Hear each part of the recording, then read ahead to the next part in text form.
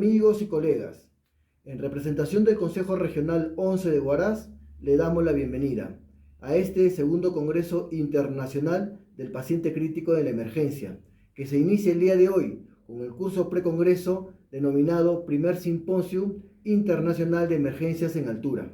En primer lugar, quiero agradecer a cada uno de ustedes por su participación y la confianza en nuestra organización. Asimismo, agradecer a cada uno de los ponentes que el día de hoy y en el transcurso de esta semana van a poder brindarnos sus conocimientos, agradecerles por el espacio y el tiempo depositado a este importante evento y principalmente por su disposición en colaborar para el fortalecimiento de nuestro gremio. Desde ya, mi agradecimiento a cada uno de los organizadores que han hecho posible que este evento se lleve a cabo. Muchísimas gracias.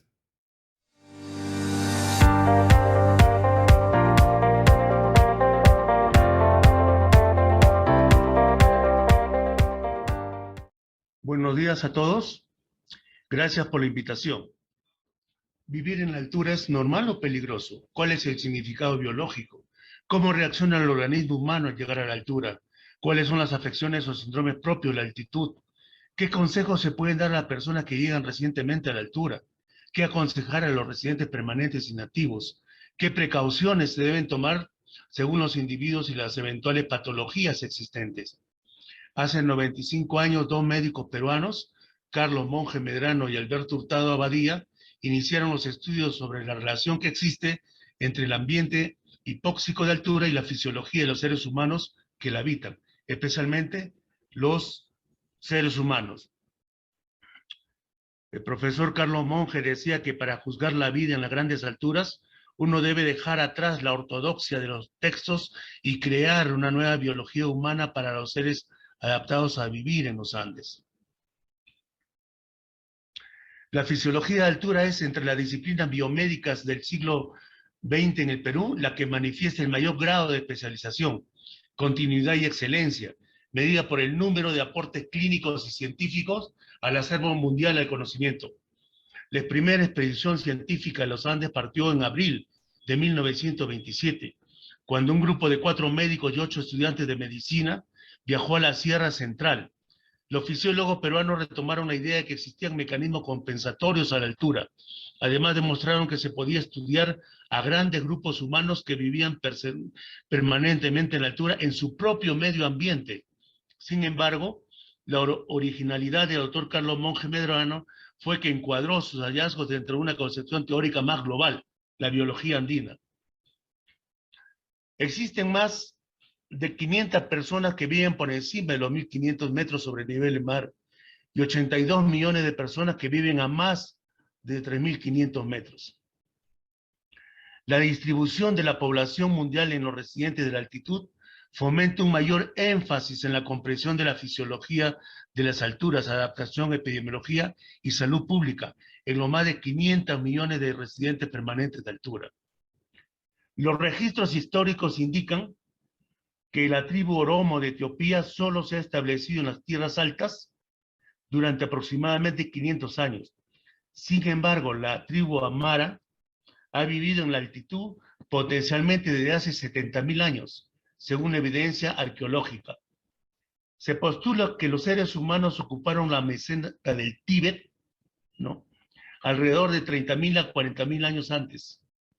Y finalmente cruzaron un puente terrestre que unía América, Rusia y Alaska, ¿no?, el estrecho de Bering, lo cual facilitó el asentamiento y población de América del Norte y América del Sur, hace aproximadamente de 7 a 12.000 años. Entonces, la antigüedad del hombre peruano en la altura es aproximadamente 12.000 años. La población peruana inicialmente quechua y aymara, con la conquista española en 1535, fue objeto de un gran mestizaje. Los pobladores peruanos con predominancia quechua residen en las zonas andinas del país, y aquellos con predominancia hispana se distribuyen en las 3 regiones geográficas. También existe una población andina con predominancia en la zona sur-alto andina, que es la aymara, y el 25% de peruanos vive en las grandes alturas. El medio ambiente de altura puede definirse como un complejo ecológico multifactorial en el que la disminución de la presión barométrica o presión atmosférica a medida que se asciende a la altitud y la consiguiente disminución de la presión del oxígeno ambiental inspirado constituyen los factores físicos predominantes. El ambiente de altura tiene características geográficas: menor presión barométrica, hipoxia hipovárica ambiental, menor presión parcial de oxígeno inspirado, menor temperatura ambiental, o sea, hace frío, mayor sequedad del aire, menor humedad, mayor radiación solar o ultravioleta y cósmica ionizante, mayores precipitaciones pluviales, menor cantidad de yodo ambiental y cambios en la flora y la fauna. Pero hay características también culturales, sociales y económicas, lenguajes diferentes, ¿no? Concepciones culturales particulares sobre vida y forma de conceptuar el mundo, proceso, salud y enfermedad diferente y muerte. Subdesarrollo, pobreza, malnutrición, servicios de salud y educación deficitarios y el personal sanitario que no conoce el proceso de salud y enfermedad en pobladores de altura. La vida en las grandes alturas no se caracteriza solo por las condiciones climáticas, también se asienta la pobreza, donde la falta de elementos básicos como agua segura, desagüe, luz, vivienda adecuada, etc. Un importante segmento de la población peruana, especialmente en la zona andina, como la nuestra, aún utiliza combustible de biomasa para cocinar, leña, bosta, champa. Las condiciones de combustión de esta biomasa son precarias, porque las casas carecen de ventanillas para ventilación o de chimeneas para la eliminación de los humos tóxicos de la combustión. Todo esto favorece la contaminación de interiores, afectando la salud de las personas, especialmente las mujeres y los niños. Las poblaciones que viven en las grandes alturas en el Perú representan un modelo importante para estudiar la adaptación a las grandes alturas en su propio medio ambiente natural hipóxico de altura.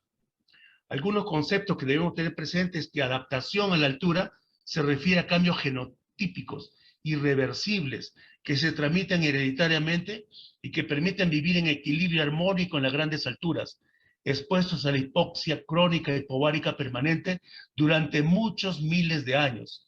Ejemplo, aves, mamíferos, camélidos sudamericanos y los pobladores autóctonos del Tíbet y África. Aclimatación a la altura implica cambios fenotípicos, no necesariamente irreversibles, y que no van a ser transferidos a su descendencia. Estas modificaciones fisiológicas y biológicas generalmente tienen como objeto captar más oxígeno y transportarlo al medio celular. El poblador andino es relativamente nuevo en las alturas. Su tendencia migratoria y falta de aislamiento geográfico no han permitido cambios genéticos adaptativos. Los nativos de altura estaríamos utilizando las máximas capacidades fenotípicas fisiológicas para aclimatarse. Algunas características morfológicas y fisiológicas del poblador nacido de altura. Piel de anexos, piel cobriza y estructuralmente diferente del poblador costeño. El frío, la disminución de la humedad ambiental, sequedad y la intensa radiación solar inducen el incremento de la pigmentación y hiperkeratosis. Refiriéndose estrictamente a los aspectos antropométricos, el profesor Alberto Hurtado describió al hombre andino que habitaba la Sierra Central del Perú como un sujeto de talla pequeña, peso corporal bajo, tórax amplio, abdomen prominente con extremidades delgadas y cortas. La baja estatura del andino se manifiesta desde la niñez. Comparando la curva de crecimiento con otros grupos étnicos, se ha concluido que el crecimiento de los niños andinos es más lento que el de los norteamericanos, por ejemplo. La terminación de crecimiento es más tardía en el Ande. La talla del hombre adulto es de origen genético. La velocidad de crecimiento responde a factores ambientales, a la hipoxia crónica y el déficit nutricional, que podrían explicar la lentitud de crecimiento en la altura. Se ha señalado que la menor estatura en la altura podría responder a una eficiente adaptación a la agresión al frío. El menor tamaño corresponde con una menor superficie corporal, lo que permite una menor pérdida de calor. El recién nacido de altura tiene peso y talla menor que a nivel del mar, pero también tiene menor perímetro cefálico y perímetro torácico. Pero se han identificado en el Perú y Bolivia a mujeres descendientes de familias con más de 3 generaciones de vida en altura, que presentan una mejor saturación arterial y por ende sus hijos al nacer tienen un mejor peso en comparación con aquellas que han vivido menos tiempos en la altura. La menarquía se ha adelantado en el mundo y también se ha acelerado la velocidad del desarrollo del dimorfismo sexual. En la altura tampoco se está cumpliendo el adelanto secular de la menarquía. La menarquía en la costa peruana se inicia en promedio a los 11.9 años, pero por ejemplo en Cerro de Pasco a 4.300 metros sobre el nivel del mar, la menarquía es de 13.6 años. Algunos investigadores se preguntan si este proceso guarda relación con el atraso de llegar a un peso crítico de menarquia, calculado en el Perú entre los 45 a 48 kilos. Características hematológicas: policitemia, incremento de glóbulos rojos, mayor volumen sanguíneo a expensas de la mayor masa globular, médula ósea con hiperplasia eritroide, curva de disociación de hemoglobina desviada a la derecha, incremento del 2,3-difosfoglicerato en los glóbulos rojos y el grupo sanguíneo predominante o positivo. En el aparato respiratorio hay un incremento del volumen pulmonar residual, asociado con incremento del área alveolar, mayor difusión alvéolo capilar desde la niñez, mayor número de alvéolos, por lo cual hay incremento de la ventilación alveolar, mayor capacidad pulmonar, los diámetros torácicos más amplios en relación con la superficie corporal, incremento de los capilares tisulares abiertos, mayor volumen sanguíneo pulmonar, menor de oxígeno alveolar, menor saturación de oxígeno. Estos son los valores hematológicos para Huaraz, hechos por el doctor Julio Menacho López, médico hematólogo, ¿no? A 3.100 metros, los valores normales para varones de hemoglobina es de 14 a 19.9 y mujeres no gestantes y posmenopausia de 13.9 a 17.9. En recién nacidos de 16.5 a 19.5, ¿no? Y los niños varían con la edad de 11 a 16. Igual el hematocrito, ¿no? Probablemente en varones sería de 46 a 58%, mujeres no gestantes y posmenopausia 43 a 53%, y recién nativos de 49 a 54% de hematocrito. Pero estos son valores calculados, habría que hacer el estudio respectivo.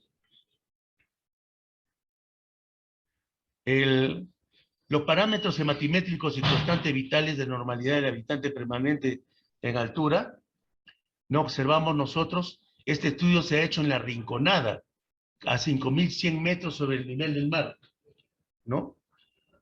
Y observamos que la hemoglobina es 20, el hematocrito es 20.14. Muy bien, este es un estudio hecho mediante una tesis de la Universidad Néstor Cáceres Velázquez, ¿no? Determinación de parámetros hematimétricos y constante de normalidad en el habitante permanente de altura, a 5.100 metros sobre el nivel del mar, en el centro poblado La Rinconada, en la provincia de Ananea, en Puno. Es el lugar habitado más alto del mundo, ¿no? Con población permanente. O sea, no como centro minero, sino con población permanente. Ese estudio que se ha hecho revela que la hemoglobina es de 20, el hematocrito es de 60, ¿no? Y observamos que la presión arterial sistólica en promedio es 109, la diastólica 70, la frecuencia cardíaca 73, la frecuencia respiratoria 18, y fíjense en la saturación de oxígeno a 5.100 metros es 84%. La respuesta ventilatoria hipóxica y el control de la respiración. A mayores altitudes, la velocidad y la profundidad de la respiración aumentan para compensar la reducción de la presión parcial de oxígeno. Este aumento en la ventilación se denomina respuesta ventilatoria hipóxica y está parcialmente mediado por el cuerpo carotidio que se encuentra en la bifurcación de la arteria carótida común y es sensible al oxígeno disuelto en la sangre. La magnitud y la rapidez del inicio de la respuesta ventilatoria hipóxica al llegar a la altitud varía considerablemente de un individuo a otro, y la falta de este aumento contribuye a la hipoxemia y al desarrollo de los síndromes de montaña aguda. Hay un estudio sobre gasometría arterial hecho en el Perú por el doctor Amílcar Tinoco Solórzano, donde observamos que la presión de oxígeno varía, ¿no? Huánuco está a 1.818 metros sobre el nivel del mar y Cerro de Pasco está a 4.380. ¿Qué parámetros varían? Varían la presión de oxígeno, la presión de CO2, ¿no? De 34 a 27. Eso debemos tener cuidado nosotros porque a veces observamos Normalmente nosotros observamos menos de 35 de PCO2 en los sagas normales. A veces observamos 40 y creemos que está normal, pero no está normal, especialmente en los casos de hipotiroideos. También disminuye el bicarbonato, ¿no? Y disminuye el PAFI y la saturación de oxígeno. Miren la saturación de oxígeno a 1818 metros en Huánuco, 96%, y en Cerro Pasco a 4380, 87%, ¿no? Bien, la cobertura del seguro, aquí ellos tienen AFOCAS. El aparato cardiocirculatorio, hay hipertrofia del ventrículo derecho en función de la presión media y la arteria pulmonar, mayor vascularización del miocardio, persistencia de la muscularización de las arterias pulmonares, hipertensión pulmonar, presión arterial baja, corpúsculos carotídeos de mayor volumen y con hiperplasia celular. En este estudio nosotros vemos que los corazones de los pobladores de andinos de altura tienen mayor ramificaciones periféricas y anastomosis con respecto al del nivel del mar. Esto podría explicar por qué, por ejemplo, en nuestro medio de altura, ante los mismos factores de riesgo cardiovascular, observamos mucho más accidentes cerebrovascular que infartos. Casi no observamos infartos. En el hospital vemos de 10 a 12 infartos al año, pero mucho más accidentes cerebrovasculares. Esta sección transversal de corazones muestra la ausencia de involución de la hipertrofia ventricular derecha en los niños nacidos de grandes alturas.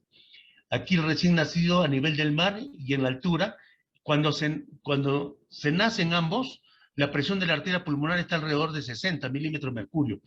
Pero conforme va transcurriendo los días, en 72 horas a una semana, a nivel del mar se va modificando esto, ¿no? Y las preponderancias se ven de forma normal conforme es en el adulto. Ocurre en caso contrario a nivel del mar, ¿no?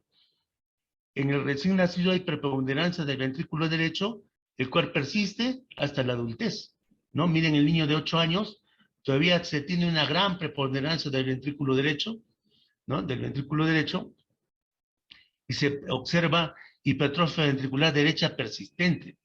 Esta es la base anatómica, ¿no? De por qué el edema pulmonar de ascenso y de reascenso es más común en niños. Menor glicemia basal, disminución de colesterol total, incremento de colesterol HDL, incremento de la bilirrubina, incremento de ácido úrico.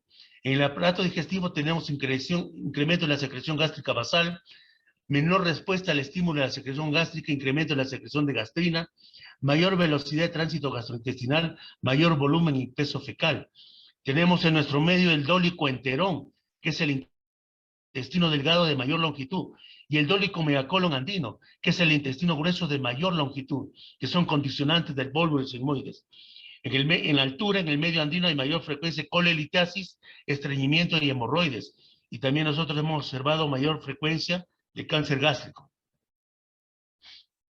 Altura y riñón, hay policitemia, eritrosis excesiva, hiperuricemia, hay hallazgos hemodinámicos típicos, hipertensión arterial, resistencia vascular elevada, presión de la arteria pulmonar incrementada. El flujo plasmático renal está reducido, pero una tasa de filtración glomerular preservada. Hallazgos en patología renal, glomerulomegalia, o sea, hipertrofia glomerular.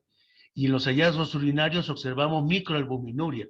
Esto ha permitido que un estudio peruano hecho en el Loaiza haya sugerido el nombre de síndrome renal de grandes alturas, ¿no? A la combinación de policitemia, hipertensión, hiperuricemia y microalbuminuria.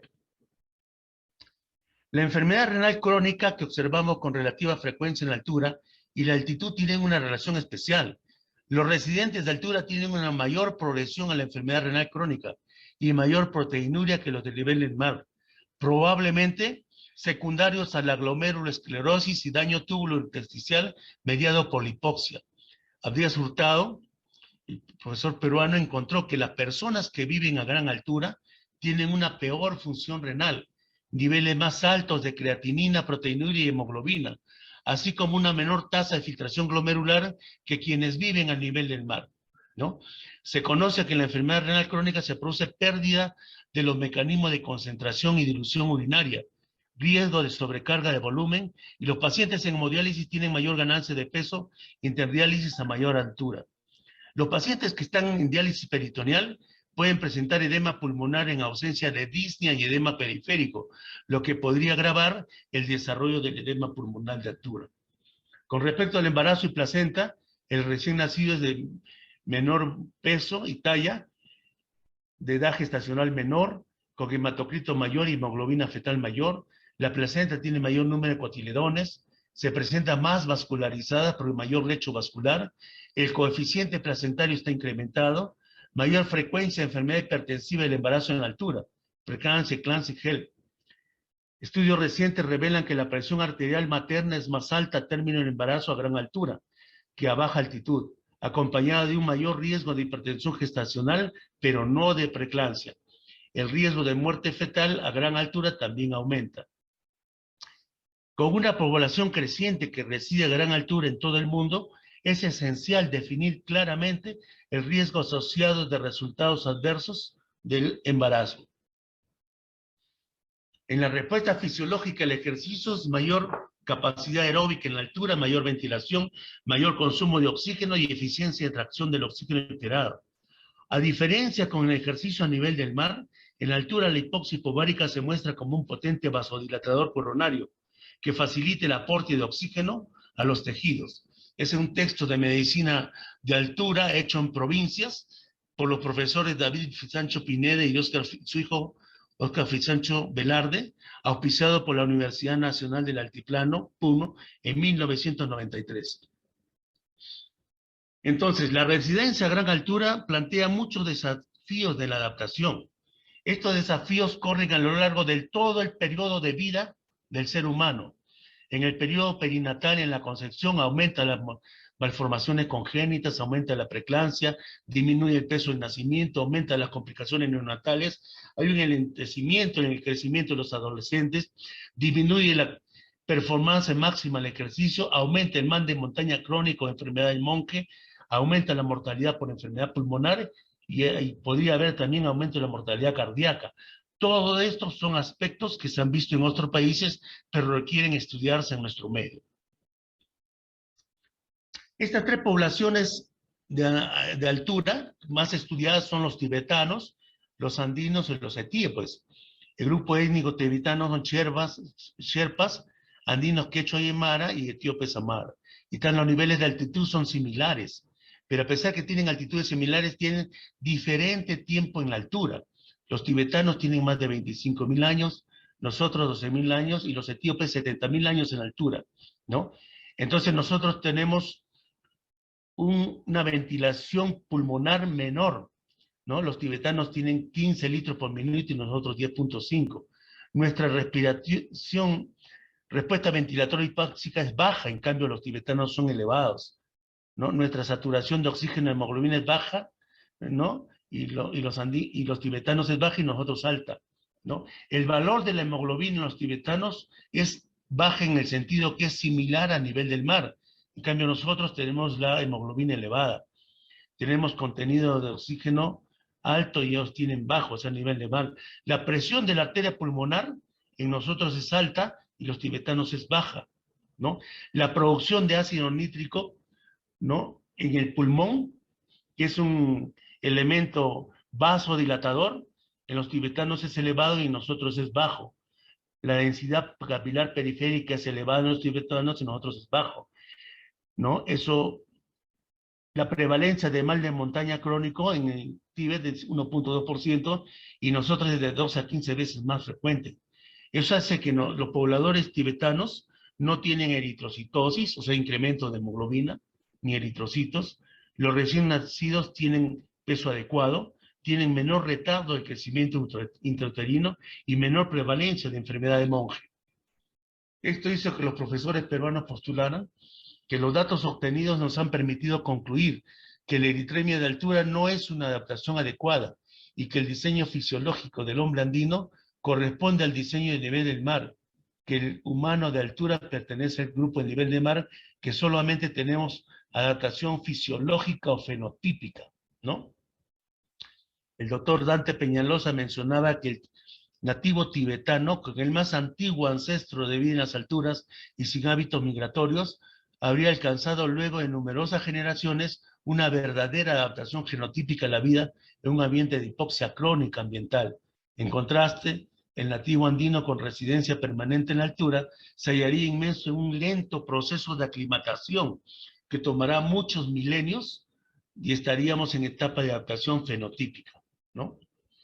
Entonces, en el proceso de adaptación a las grandes altitudes, los habitantes de los Andes tomaron la ruta hematológica y los habitantes del Tíbet la ruta respiratoria, ¿no? El Colegio Médico Regional 11, Ancash Sierra, siempre hemos estado muy preocupados por hacer llegar a todos los colegas, especialmente a los colegas jóvenes, ¿no?, algunos aspectos sobre la medicina de altura.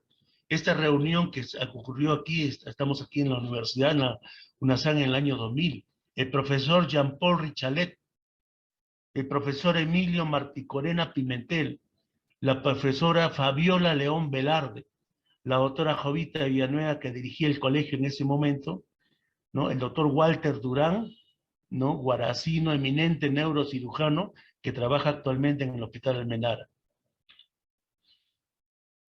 ¿Cómo clasificamos la altitud? ¿No? Existen muchas clasificaciones y hay algún consenso para esta, ¿no?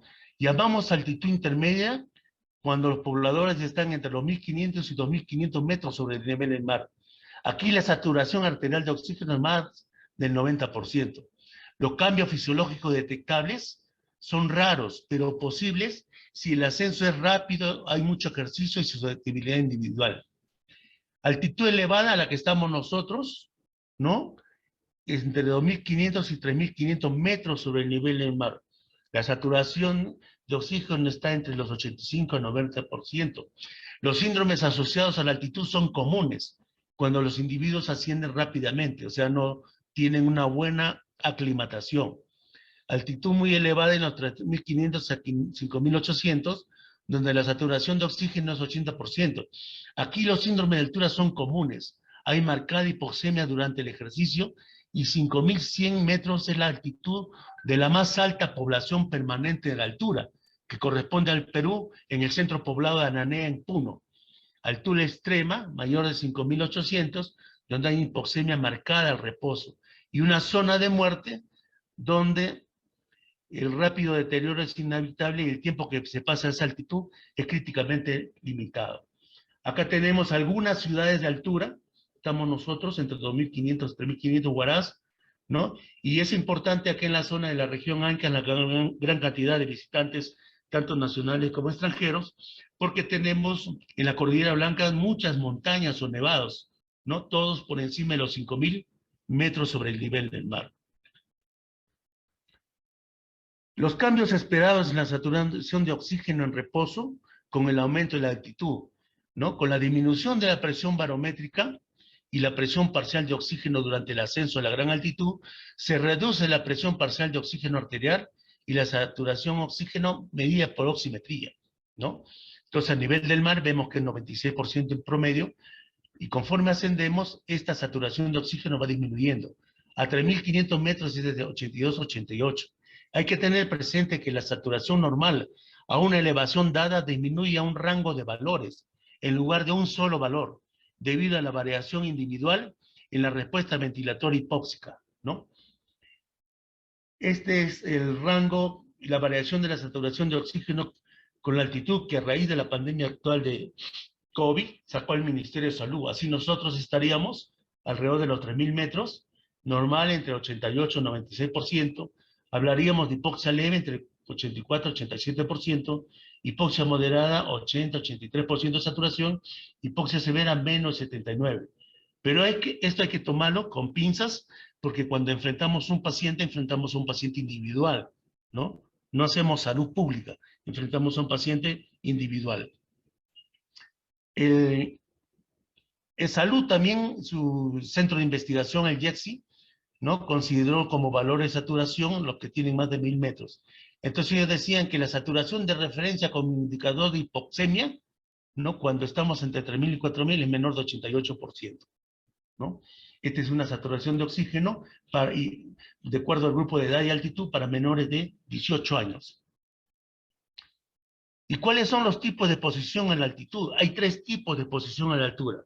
Una exposición aguda, se denomina la condición en la que los sujetos se exponen a un periodo corto de tiempo, horas o días a la altura geográfica, siendo esta situación la más frecuente en turistas, alpinistas y en nuestro medio a las visitas familiares, ¿no? Que duran días, semanas. La exposición crónica se refiere a periodos prolongados de tiempo, por ejemplo, años, y generalmente compromete a personas que han nacido en la altura, o sea, nativos, o que viven permanentemente, como en mi caso, que estoy acá más de 30 años, ¿no? Ya sea por razones de trabajo u otras, residentes habituales, o familias conformadas. Pero existe una exposición crónica intermitente que se refiere a las personas que no viven permanentemente en la altura, sino que se desplazan a esta por periodos debido a su trabajo y luego descienden al nivel del mar para su descanso, manteniéndose en esta condición por tiempo prolongada. Esto se observó en Chile en los trabajadores mineros, ¿no? Que trabajan mensualmente 15, 20 por 10, ¿no? Y algunos comerciantes esporádicos que vienen a la ciudad. El impacto en la altitud, la atmósfera mantiene una concentración de oxígeno cercana al 21% y no varía con la altitud en todas las áreas habitadas y visitadas del mundo. El principal efecto de la altitud es la reducción de la presión barométrica y de la presión de oxígeno parcial en el aire ambiental, y por lo tanto de la densidad de moléculas de oxígeno por litro de aire, ¿no? Es decir, el oxígeno ingresa con menor fuerza a los pulmones, tiene la misma concentración, pero no tiene la misma densidad. Hipoxemia, entonces, es la disminución del oxígeno en la sangre causada por hipoxia, que es la disminución del oxígeno en el aire, ¿no? En este cuadro nosotros observamos los valores de presión y saturación sanguínea de oxígeno a diferentes alturas, ¿no es cierto? Aquí lo que observamos es, conforme se asciende a la altura, la presión barométrica disminuye, la presión inspiratoria del oxígeno disminuye, la presión arterial de oxígeno disminuye, la presión arterial de CO2 también disminuye, y disminuye también la saturación de oxígeno arterial, ¿no? De tal forma que alrededor de los 3.000 metros donde estábamos nosotros, ¿no? La presión barométrica ya no es 760, ¿no? La presión barométrica es 523 mililitros de mercurio. La presión del aire inspirado ambiental ya no es 149, es 100. La presión arterial de oxígeno ya no es 94, es 53. La presión arterial de dióxido de carbono es 36. Y la saturación arterial de oxígeno ya no es 97%, sino a 3.000 metros es alrededor del 85%. Volvemos a verlo lo mismo en esta figura, ¿no? Conforme ascendemos a nivel, conforme se asciende a la altura, la presión barométrica cae, la presión inspirada de oxígeno cae, los volúmenes pulmonares caen, y aquí observamos que la densidad del aire cae también, ¿no? A pesar que la concentración de oxígeno es 21%, ¿no? Debido a la presión atmosférica a nivel del mar, la densidad de las moléculas del aire es mayor que en la altura. En la altura esa densidad está más diluida, ¿no? Entonces, conforme se asciende a la altura, la presión barométrica y la presión de oxígeno en el aire ambiental, ¿no? Disminuye la densidad del aire en función de la altura, lo que conlleva a una disminución de la presión inspirada del oxígeno. Entonces el oxígeno ingresa a los pulmones a menor presión, y a esto se debe, y esta es la causa básica de todos los problemas que se observan, ¿no? Y patologías en la altura. Por el Bicentenario, en el Perú, en Huaraz, el año pasado se hizo una expedición al Huascarán. ¿Por qué las personas que ascienden recientemente a la altura se sienten diferentes? Porque la frecuencia cardíaca al reposo y con algún esfuerzo físico es más elevada, porque se incrementa la frecuencia respiratoria, existe mayor cantidad de suspiros, se incrementa la frecuencia en la micción, hay disnea el ejercicio que se resuelve rápidamente con el reposo, dificultad para dormir, que incluye despertares frecuentes, insomnio y sueños vívidos, mareo transitorio al levantarse o ponerse de pie. Esto se debe a las respuestas fisiológicas a la hipoxia ambiental, ¿no?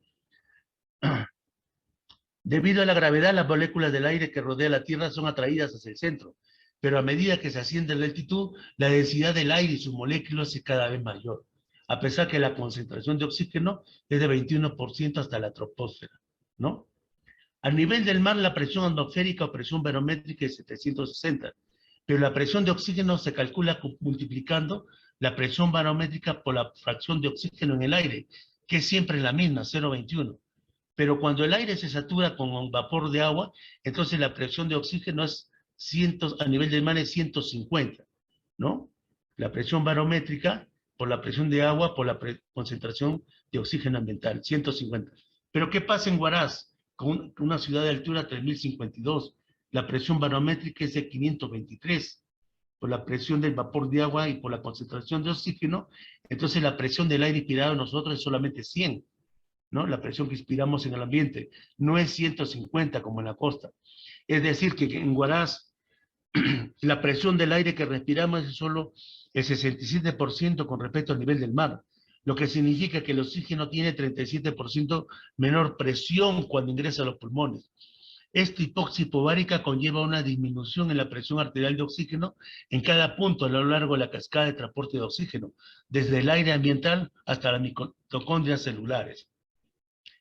Entonces, el suministro de oxígeno es importante para mantener la vida, y a pesar de una reducción en la presión parcial de oxígeno, se garantiza mediante el aumento de la ventilación pulmonar, ¿no? El aumento en el gasto cardíaco y cambios en el tono muscular, así como un aumento en la concentración de hemoglobina.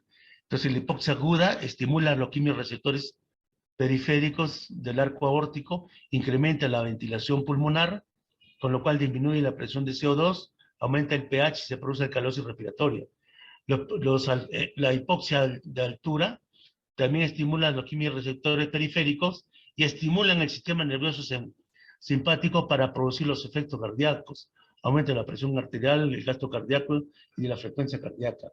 En la altura estos cambios pueden ocurrir de inmediato por días y por semanas. Lo que es inmediato es la estimulación a los cuerpos carotídeos y la hiperventilación.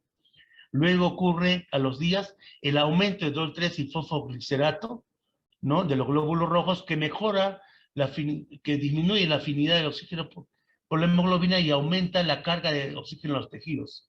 Y días o semanas después, a nivel renal hay aumento de eritropoyetina, ¿no? A nivel de médula ósea, y aumenta el recuento de glóbulos rojos y hemoglobina, lo cual también aumenta el contenido de oxígeno sanguíneo.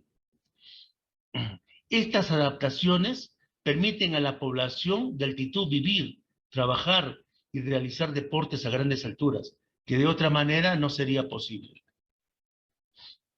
Las respuestas fisiológicas a la hipoxia ambiental en las grandes alturas es con respecto al sistema respiratorio. La hipoxemia arterial incrementa la activación de los quimiorreceptores periféricos, lo que incrementa la ventilación minuto y produce alcalosis respiratoria. La alcalosis respiratoria bloquea la respuesta ventilatoria inicial, y al permanecer en la altura, la ventilación minuto nuevamente se eleva debido a la compensación renal para la alcalosis respiratoria y el incremento de la sensibilidad de los quimios receptores periféricos. La hipoxia alveolar también desencadena vasoconstricción pulmonar hipóxica, que incrementa la resistencia vascular pulmonar y puede llevar al aumento de la presión arterial pulmonar, ¿no?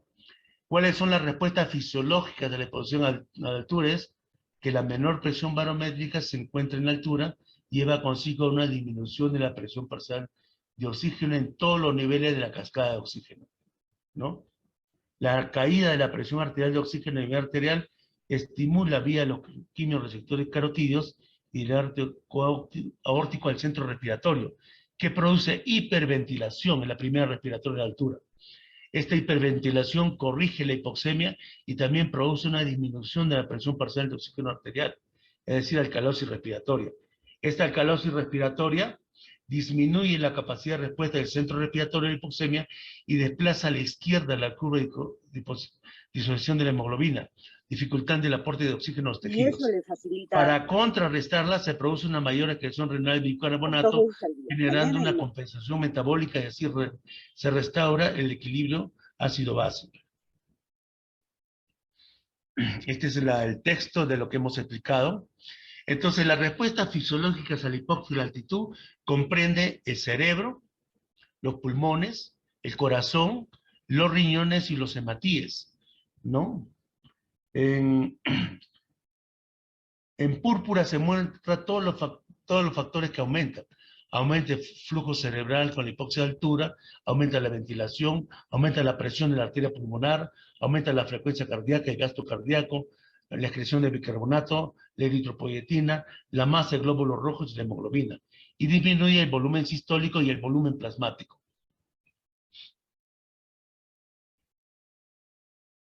Entonces, a nivel celular se produce una variedad de respuestas fisiológicas a la hipoxia en diferentes periodos del tiempo, mediados principalmente por las especies reactivas de oxígeno y la activación de los factores de transcripción, incluyendo los factores inducibles por la hipoxia. Aquí tenemos un esquema de las respuestas fisiológicas a la altura. Disminuye la presión barométrica, disminuye la presión inspiratoria de oxígeno, disminuye la presión alveolar y disminuye la presión arterial de oxígeno. Estos dos pueden conducir a vasoconstricción pulmonar hipóxica y aumento de la presión arterial pulmonar, ¿no? Esto también produce aumento de la actividad simpática, ¿no? Y aumento de gasto cardíaco, frecuencia cardíaca y presión arterial. Aumento de la actividad de los quimiorreceptores periféricos, ¿no? Que actúa sobre la respuesta ventilatoria hipóxica y produce alcalosis respiratoria aguda. Aumenta la diuresis y natriuresis, con lo cual disminuye el volumen plasmático y aumenta la concentración de hemoglobina. O sea, inicialmente la concentración de hemoglobina está aumentada porque existe una disminución del volumen plasmático debido a la diuresis y natriuresis, ¿no? O sea, el volumen plasmático está depletado. Es una de las razones por las que no se pone diuréticos en los problemas agudos de la altura. Después esto aumenta la hemoglobina, pero ya cuando pasan días a semanas por efecto de la eritropoyetina, o sea, por a nivel renal. Aumenta también el factor de crecimiento vascular endotelial, que incrementa la angiogénesis y la permeabilidad vascular. Esta respuesta celular a la hipoxia estimula el HIF, que no es degradado, ¿no? Y incrementa, provocando la activación de un montón de genes que se utilizan para la utilización de energía, para el metabolismo anaeróbico, para la angiogénesis, para la eritropoiesis, para la quimiosensores de los cuerpos carotídeos, ¿no? Entonces, normalmente en normoxia, el factor inhibidor de la hipoxia es degradado por una prolil hidroxilasa. Pero en hipoxia, cuando la presión de oxígeno es bajo, el factor inhibidor de la se encuentra no es degradado, porque la prolil hidroxilasa se encuentra disminuida. Entonces el factor inhibidor de la hipoxia escapa a la degradación y se combina con el HIF-1 alfa B para inducir un montón de genes que tienen que ver con muchas respuestas fisiológicas que ya hemos mencionado. Pero no solamente eso, sino que la hipoxia también aumenta los mediadores proinflamatorios. Estos mediadores proinflamatorios que tienen que ver también con el pronóstico y la producción de mal de montaña crónico, de hipertensión de altura, de edema pulmonar de altura, de edema cerebral de altura, eritrocitosis, y modifican la función inmunológica. Hace 60 años los profesores peruanos describieron en una revista norteamericana la hipertensión pulmonar en hombres recién nacidos y que viven a gran altura. Estos se hicieron con cateterismo cardíaco en la misma altura donde había nacido y donde se encontraban las personas. Y se encontró hipertensión pulmonar leve y un aumento moderado de la resistencia pulmonar y trabajo ventricular derecho en hombres que viven permanentemente a gran altura. La presión de la encuña pulmonar, el gasto cardíaco y la frecuencia cardíaca no mostraron diferencias significativas con respecto a las personas que vivían a nivel del mar. La resistencia vascular pulmonar aumentada en el habitante de gran altitud está relacionada con los cambios anatómicos en las arterias y arteriolas pulmonares, y los factores funcionales como vasoconstricción, hipervolemia, policitemia no juegan un papel importante en el mecanismo de la hipertensión pulmonar a las grandes alturas. El mecanismo es anatómico, ¿no?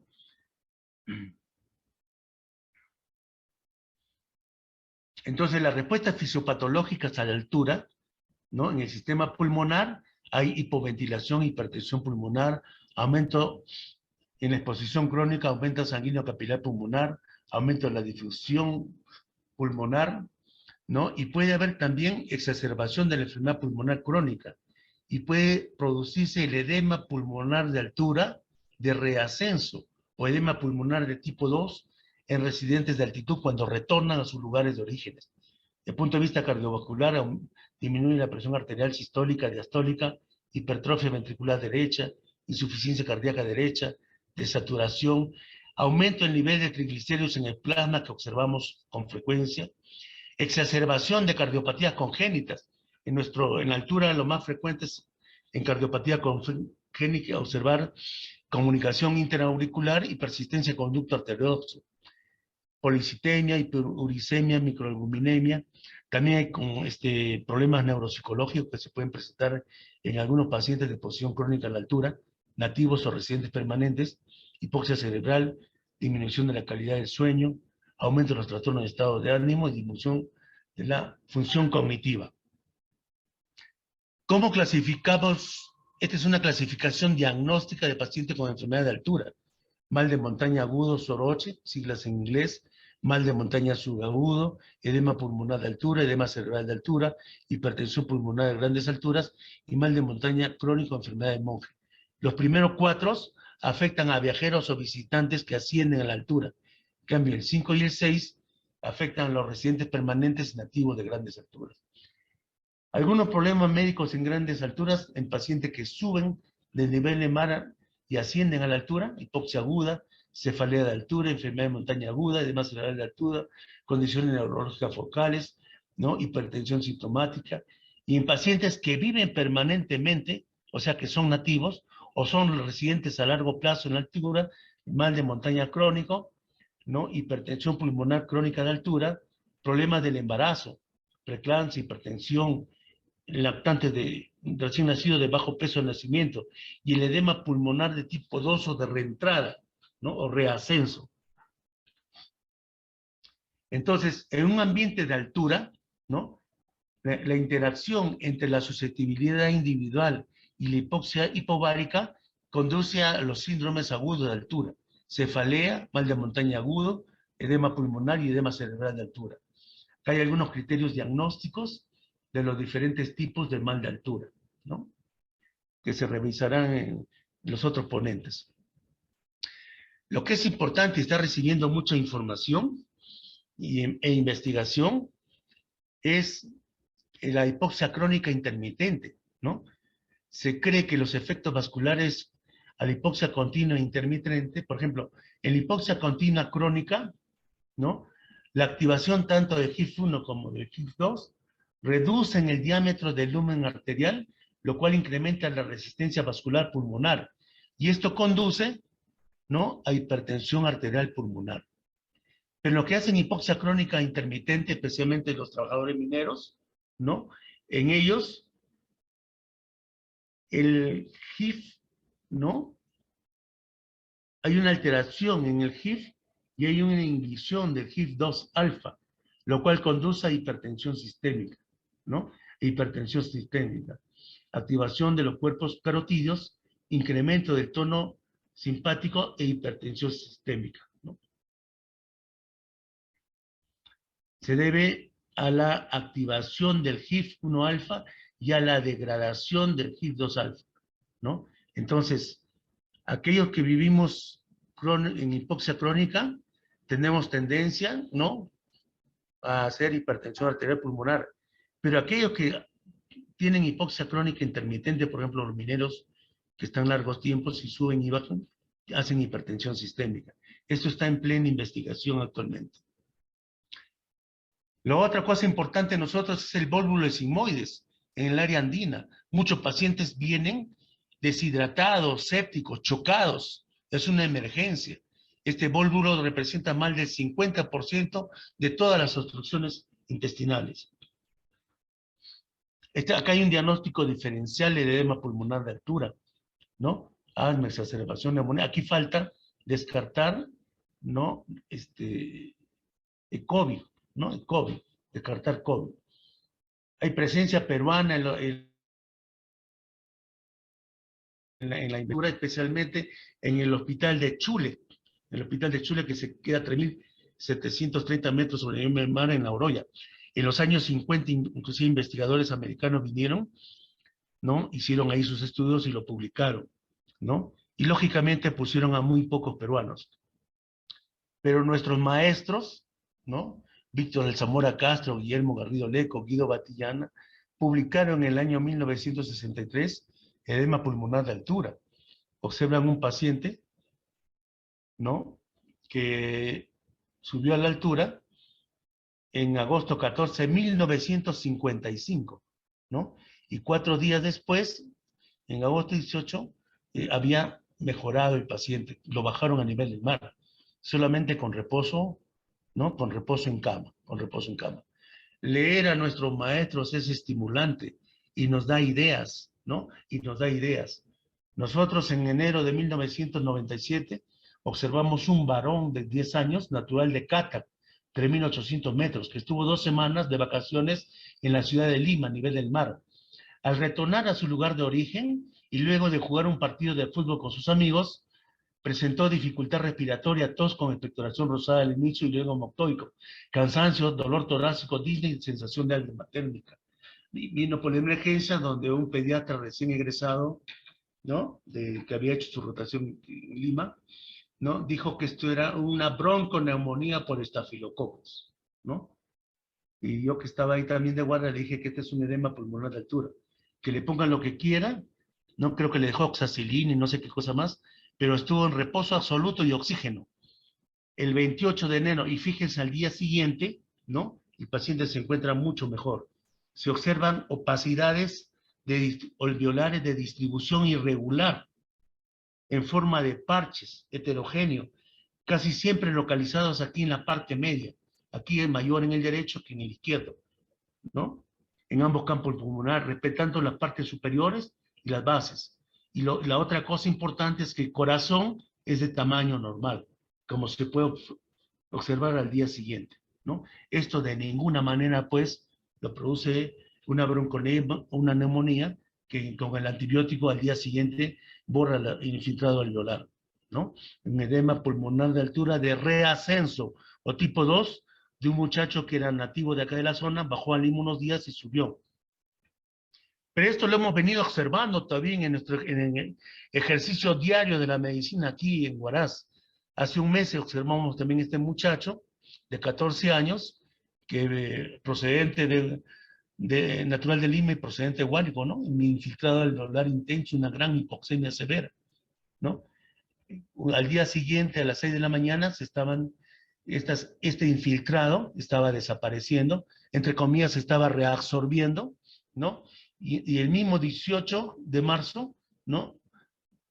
A las 6 horas, 10 horas después, si observamos la reabsorción de los infiltrados alveolares, ¿no?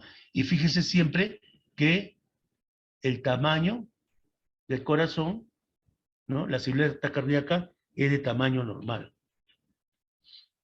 Entonces el edema pulmonar de altura es no cardiogénico y se desarrolla tras la exposición aguda a la hipoxia de gran altitud, debido a vasoconstricción hipóxica exagerada, aumento del daño capilar y fuga de líquidos debido al aumento de la presión hidrostática capilar.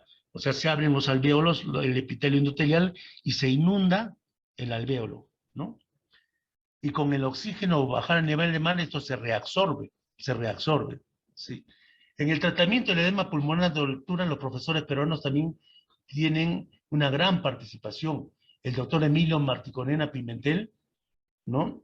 Dijo que el manejo combinado de reposo absoluto en cama más oxígeno suplementario fueron el tratamiento médico más eficaz, pronta remisión de los síntomas y signos y un ligero acortamiento en el tiempo de recuperación. Incluso solo con reposo en cama fue suficiente.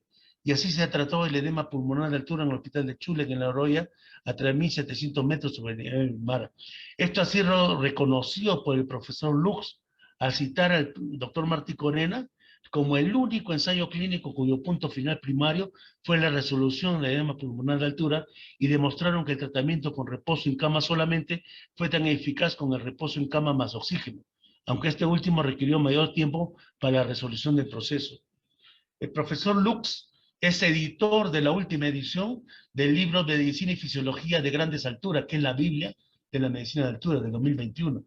Y sobre el tratamiento farmacológico del edema pulmonar de altura, también refiere que los individuos que tienen acceso a los centros de salud no necesitan descender, sino debe ser manejado solamente con oxígeno suplementario, con el objeto de elevar la saturación de oxígeno por encima del 90%, ¿no?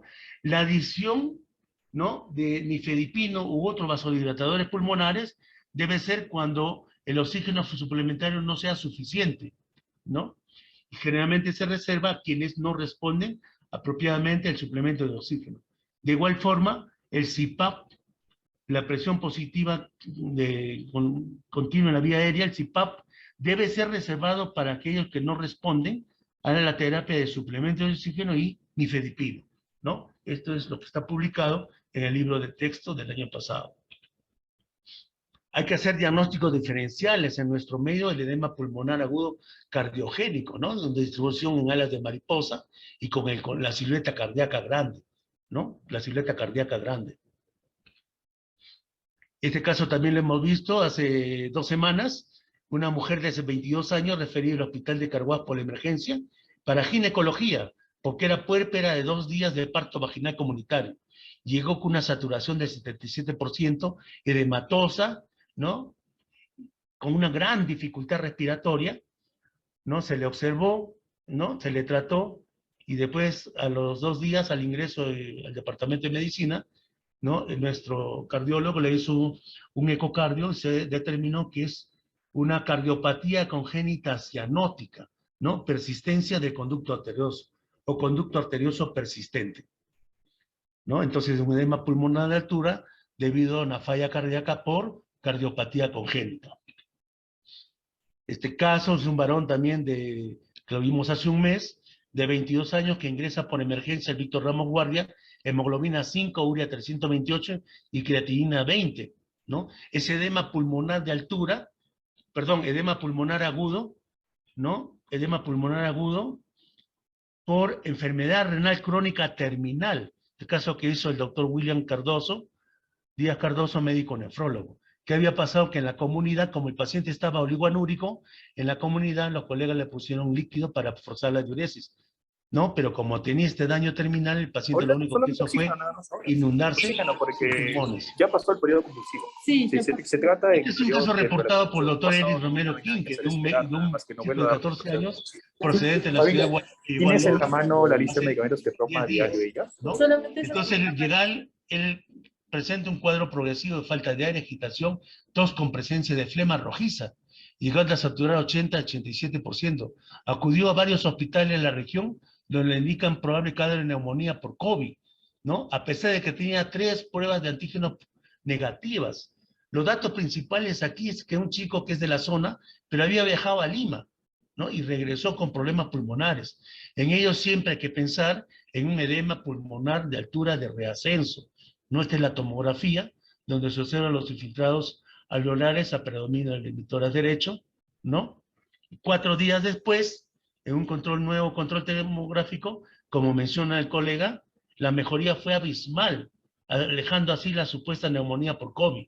En las imágenes presentadas bajo autorización de su padre, podemos ver cómo la tomografía del paciente mejoran sustancialmente 4 días después, y el tratamiento fue solamente reposo absoluto y oxígeno medicinal domiciliario, ¿no? Domiciliario.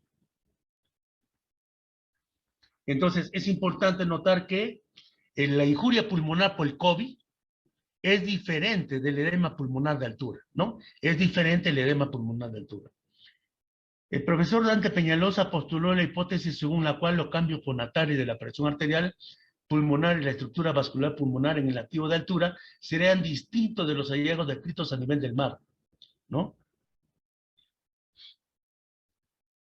Entonces los profesores Robert Grover y Jack Reves, ¿no?, felicitaron a estos autores y dedicaron un artículo a su contribución científica, ¿no? A la contribución científica, ¿no? Estos autores norteamericanos destacaron y reconocieron la labor de Peñalosa y Arias Estela al ser los primeros en demostrar al mundo entero la patogénesis de la hipertensión pulmonar inducida por hipoxia crónica. Estos hallazgos han sido comprobados posteriormente por numerosas investigaciones con equipos médicos tecnológicos con mayores recursos, lo que no hace más que resaltar la excepcionalidad de estos científicos peruanos, que no, ellos hicieron cateterismo arterial en la altura, algo que no han hecho el resto, ¿no? Este es el artículo, ¿no? Donde resaltan estos investigadores norteamericanos a los científicos peruanos por esta hipertensión crónica en la altura, ¿no? Otro problema en la altura es el mal de montaña crónico, ¿no? Que se logró definir recién en el Congreso Mundial de Medicina de Altitud en 1998, realizado en Japón. Este es un síndrome que ocurre en personas que residen por largo tiempo a gran altitud y que está caracterizado por una excesiva eritrocitosis e hipoxemia que revierten con el descenso, ¿no? Y este mal de montaña crónico o enfermedad de monje puede ser clasificado como primario, si no hay causa identificable, o secundario debido a una condición patológica conocida, ¿no? Este mal de montaña crónica puede producir incremento de la presión arterial, aumento de la glucosa sanguínea, aumento de la resistencia a la insulina y aumento de los triglicéridos séricos. O sea, tienen factores de riesgo cardiovasculares presentes. El doctor Aquiles Monroy del Hospital de Chule, en La Oroya, presentó el signo de la bandera peruana, la mano de la policitemia de altura, ¿no? El doctor tiene 15 de hemoglobina y este paciente, ¿no? En Cerro de Pasco, tiene 22. Oye, ¿sabes? Es una bandera Está peruana, bacán este curso. rojo y blanco, ¿no? Y nosotros también hemos observado hace 2 semanas, ¿no? Un paciente similar que lo encontramos en la unidad de trauma shock, ¿no? La mano de la enfermera tiene 15 hemoglobina y las manos del paciente, ¿no? Que tiene un varón de 73 años que trabajó en la mina 30 años con hemoglobina de 22.4 y hematocrito 70%, ¿no? Es un mal de montaña crónico, ¿no? O enfermedad de monje. El paciente lo habían querido intubar, ¿no? Y si lo hubieran hecho, no hubieran podido sacarlo. Tenía tomografía, pero no tenía plaquetora que se le tomó en ese momento. Cuando nosotros decimos que los pacientes con mal de montaña crónico, enfermedad de monje, la curación está en bajar a la costa y vivir ahí, es que hay un estudio peruano al respecto, ¿no? Aquí se observan los pacientes a gran altura y luego 2 años se viven a la costa. Miren, la hemoglobina de 18.5 baja a 13. El hematocrito baja a 41. La saturación de oxígeno de 78.5 en la altura mejora a nivel del mar. Igual la frecuencia cardíaca.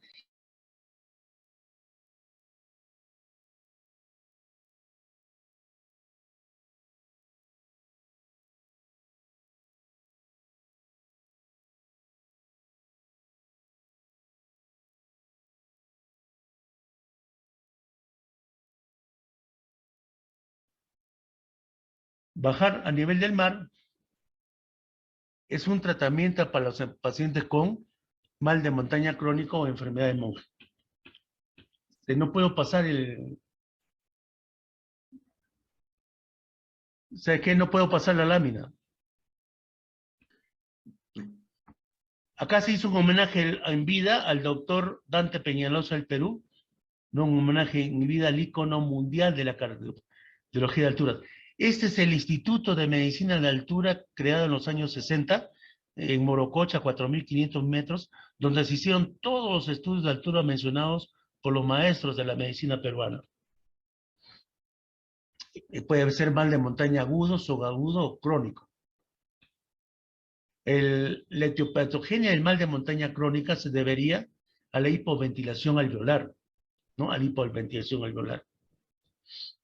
Esta es la escala de Lake-Lewis para diagnosticar, actualizada en 2018, para diagnosticar los síntomas de mal de montaña agudo. Y la escala de Kincaid, pues, de mal de montaña crónico, esta es aprobada en 2005 para diagnosticar mal de montaña crónico o enfermedad de monje. Miren, la hemoglobina, el criterio en el masculino es que sea 21 más, y en el femenino 19 o más. A mí esos estudios se han hecho a 4.500 metros sobre el nivel del mar. pienso que aquí nosotros a 3.100, 3.050, deberíamos saber a ver si se aplican igual en nuestro medio, ¿no? La cefalea de elevada altitud es muy importante porque esto es lo que se presenta mayormente a todos, ¿no? Es bilateral, frontoparietal, ¿no? Cualidad sorda, intensidad leve o moderada, se agrava con el ejercicio, movimiento, el esfuerzo, la tos, inclinarse. Y ascenso a una altura por encima de los 2.500 metros, ¿no? Esta cefalea aparece entre 4 y 24 horas después del ascenso, ¿no? Y se trata con AINES. El mal de montaña agudo soroche es común por encima de los 2.500 metros sobre el nivel del mar, ¿no? Y se trata con acetazolamida. Cuando esto persiste, ¿no? Y no mejora, se trata con dexametasona y oxígeno. El edema cerebral de altura se observa sobre los 3.500 metros sobre el nivel del mar, ¿no? Aquí sí el descenso es absolutamente necesario, o usar una cámara hiperbárica portable, y se trata con dexametasona. El edema pulmonar de altura que nosotros observamos con relativa frecuencia es inusual por debajo de los 3.000 metros sobre el nivel del mar, ¿no? Signos tempranos, incremento de la disnea con la actividad, disminución del rendimiento del ejercicio, tos seca. Signos tardíos, disnea con actividades simples al reposo, cianosis, tos con expulsos rosados y dificultad respiratoria, ¿no? En lugares de recursos limitados, si el descenso no es posible, ¿no? Se usa oxígeno suplementario, cámara hiperbárica, ¿no? Si el oxígeno no está disponible y no es posible el descenso, nifedipino 30 miligramos cada 12 horas, ¿no? En los lugares donde hay recursos, o sea, en nuestro centro de salud, ¿no? En la mayoría de la zona sierra andina, oxígeno suplementario y reposo, ¿no? Este es para la apnea central del sueño también, ¿no? El tratamiento. Contraindicaciones para viajar a la altitud, ¿no? Época avanzada, fibrosis quística, enfermedad pulmonar restrictiva, insuficiencia cardíaca descompensada, embarazo de alto riesgo. Esto se tiene que chequear. Esta es una tabla donde se dan los tratamientos actualizados de las enfermedades aguda, cefalea de altura, mal de montaña agudo, edema cerebral de altura, edema pulmonar. La medicación, la dosis preventiva, la dosis terapéutica y los efectos adversos. Es una actualización de una revista del año pasado, ¿no?